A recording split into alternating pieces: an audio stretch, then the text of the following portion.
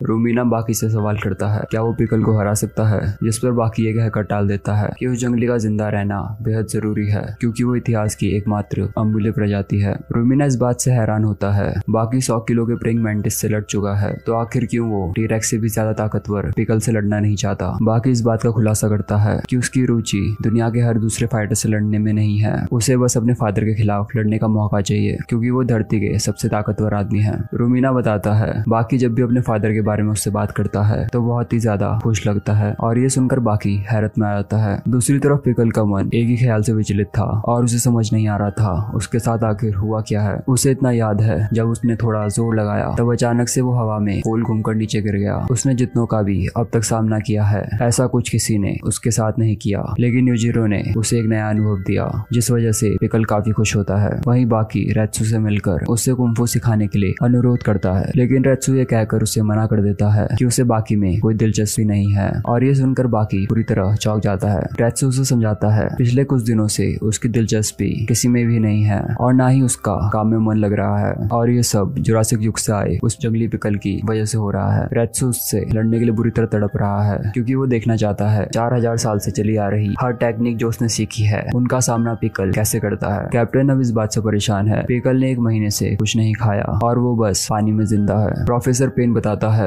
Pickle एक शिकारी है और वो अपने शिकार को खुद मारकर खाना पसंद करता है। पिकल के सामने अब तक सबसे ताकतवर जानवर बुल, बियर और लॉयन को लाया जा चुका है, लेकिन किसी ने भी उस पर हमला करने की हिम्मत नहीं करी, बल्कि उल्टा वो डर के मारे भाग गए। अब पिकल के सामने 490 किलो के खूंखार साइबेरियन टाइगर को लाया जाता है जिसकी लंबाई 4.7 मीटर है और उसे 5 दिनों से भूखा रखा गया है। साइबेरियन टाइगर को अपनी तरफ आते देख पिकल खड़ा हो जाता है और तुरंत ही उसे मार डालता है। ये देख प्रोफेसर पेन समझ जाता है जो कोई भी पिकल पे हमला करेगा वो उसकी नजरों में उसका खाना होगा। हर जगह पिकल के बारे में सुन बाकी काफी इरिटेट होता है। वहीं रेत्सु अपने लड़ने की तड़प को रोक नहीं पाता और तोकीगावा से मिलकर ये कहता है कि वो पिकल का खाना बनने को तैयार है। अब रेत्सु पिकल का सामना करता है और पिकल के एक ही वार से वो सीधा एरिना के बाउंड्री में जा गिरता है। रेत्सु को समझ आ जाता है कि वो सिर्फ ताकत से उसे नहीं हरा सकता, इसलिए वो अपने हर पैतरों को आजमाने के लिए तैयार हो जाता है। पिकल उसे मारने के लिए दौड़ता है, लेकिन रेत्सु अपनी अलग अलग टेक्निक का इस्तेमाल कर उसे जमीन पर गिरा देता है। सब वहाँ ये देख चौंक जाते हैं कि पिकल रो रहा है। रेत्सु लगातार 6 किक उसके चेहरे पर मारता है, पर वो ये देख के हैरत में आ जाता है कि उसका दिमाग चक्कर खाने के बजाय वो अभी भी सीधा खड़ा है। अब पिकल के दोनों हाथ पड़ते ही रेत्सु कुछ समय के लिए होश खो देता है। पिकल अब उसे उठाता है और अपने दांतों से उसे काट कर उसका मांस अलग कर देता है। वहाँ सभी के होश ये देख के उड़ जाते हैं कि पिकल उसका वो मांस खा गया है। रेत्सु अपने आप को छुड़ाने के लिए उसे पंच मारता है, पर एक बार फिर वो उसका मांस खाने लगता है। रेत्सु किसी तरह अपने आप को उसकी पकड़ से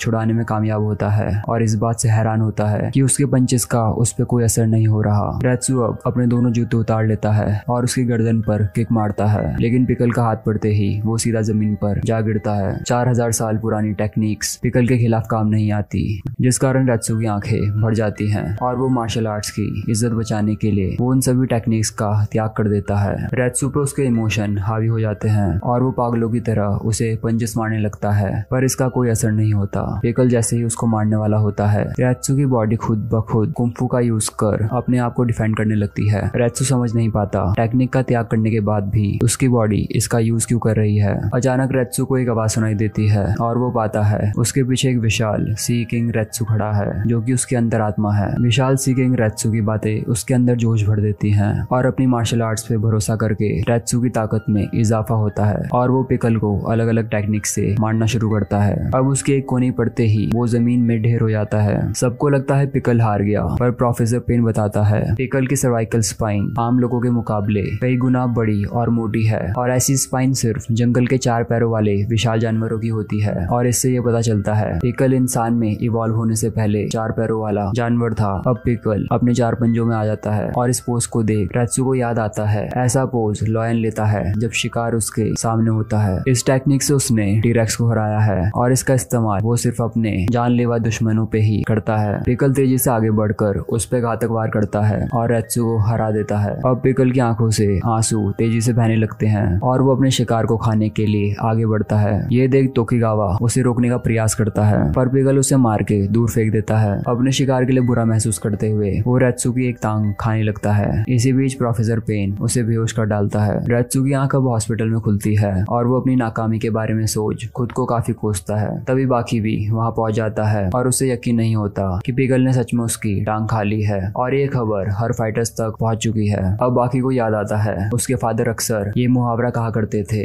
लड़ाई में आदमी को जिंदा खा जाना, और उनके कहने का मतलब बाकी को आज समझ आया। पिकल को अब समझ आ जाता है कि वो बिना कपड़ों के शहर में नहीं घूम सकता, इसलिए वो ताकेशी कानोमोजी नाम के फाइटर्स के कपड़े छीन लेता है। अब सड़क पार करते समय एक ट्रक उसे टक्कर मार देता है और पिकल उस ट्रक को पूरी तरह तबाह कर डालता है। अचानक उसे खाने की स्मेल आती है और वो देखता है अंदर ट्रक के खूब सारा मीट है और भूखा पिकल उस मीट पर टूट पड़ता है। दूसरी तरफ कात्सुमी इस बात से परेशान होता है कि उसके फादर डोपो ने उसे बिना सोचे समझे शिनशिनकाई कराटे स्कूल का चेयरमैन बना दिया। कोई भी उसे काबिल नहीं समझता। वो यूजिरो द्वारा किए गए अपमान को सही मानता है क्योंकि उसने अपने फादर की तरह ना ही नाम कमाया और ना ही आज तक कोई बड़ी लड़ाई लड़ी। इसलिए अपने आप को साबित करने के लिए वो पिकल से लड़ने का फैसला करता है और अपने कराटे स्टूडेंट्स को उसकी लोकेशन का पता लगाने को कहता है। अब कात्सुमी के स्टूडेंट पिकल को ढूंढ उसे घेर लेते हैं, लेकिन तभी वहाँ हानियामा आ जाता है। हानियामा के गैंग का मेंबर कात्सुमी के स्टूडेंट को चाकू दिखाकर यहाँ से जाने को कहता है, लेकिन वो उसे किक मारता है जिस कारण चाकू उड़ते हुए पिकल के हाथ में पहुंच जाता है और हानियामा भी तुरंत उस चाकू को पकड़ लेता है। दोनों अब अपनी ताकत का जोर दिखाते हैं जिस कारण चाकू